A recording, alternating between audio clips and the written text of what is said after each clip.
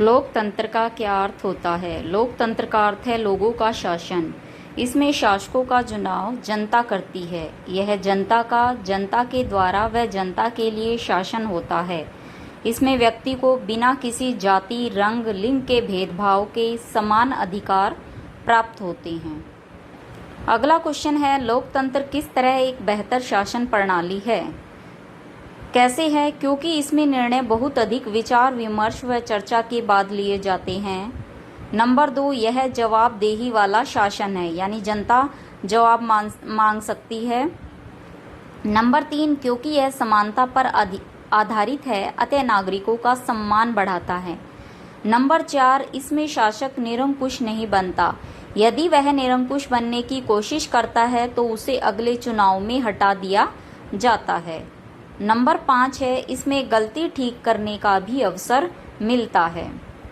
फिर लोकतंत्र की सफलता के लिए कौन कौन से तत्व आवश्यक होते हैं?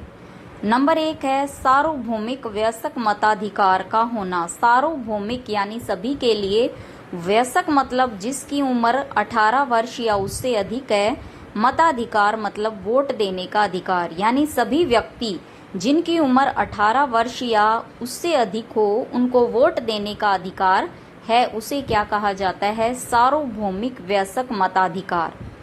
नंबर 2 है एक व्यक्ति एक वोट का सिद्धांत लागू होना। चाहे कोई अमीर हो, गरीब हो, ऊंची जाति का हो, नीची जाति का हो, लोकतंत्र में क्या है?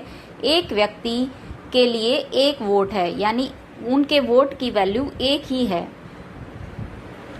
नंबर 3 है स्वतंत्र और निष्पक्ष चुनाव का होना। नंबर 4, अंतिम निर्णय लेने की शक्ति का लोगों द्वारा निर्वाचित जनप्रतिनिधियों के पास होना। अंतिम निर्णय लेने की शक्ति लोकतंत्र में किसके पास है? लोगों के पास। कौन से लोगों के पास? जो जनता द्वारा निर्वाचित हैं। लोकतंत्र के दोष कौन कौन से हैं? नंबर 1 है चुनाव में नेता बदलते रहते हैं, अतः शासन में अस्थिरता होती है, क्योंकि हर 5 साल बाद चुनाव होते हैं तो नेता बदलते रहते हैं।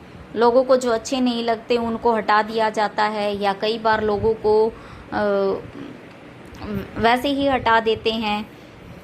तो ये लोकतंत्र का एक दोष है। नंबर 2, यह राजनीतिक लड़ाई और सत्ता का खेल है। इसमें नैतिकता का अभाव पाया जाता है। फिर है लोकतंत्र के मार्ग में आने वाली बाधाएं। लोकतंत्र के मार्ग में कौन कौन सी बाधाएं आती हैं? नंबर 1 है निरक्षरता।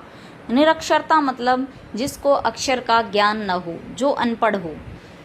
अनपढ़ लोग क्या हैं? उन्हें अपने अधिकारों और कर्तव्यों का ज्ञान नहीं है। वो अपने मत का उचित प्रयोग करके एक ईमानदार छवि वाले नेता का चुनाव करने में असमर्थ हैं। नंबर 2 है आर्थिक असमानता। समाज में अमीर व गरीब की खाई व्याप्त है। गरीब लोग धन के लालच में अपना मत बेच देते हैं। फिर उसके बाद है फिजी में भारतीयों के मत का मूल्य वहां के मूल निवासियों की अपेक्षा कम है, यानी फिजी के मूल निवासियों के मत के जो मूल्य है वो भारतीयों के मत का मूल्य उनसे कम है। भारत में अब कितने वर्ष के नागरिक को वोट देने का अधिकार है? 18 वर्ष या उससे अधिक आयु। जिम्बाब्वे को अल्पसंख्यक गोरों के शासन से मुक्ति कब मिली? 1980 में।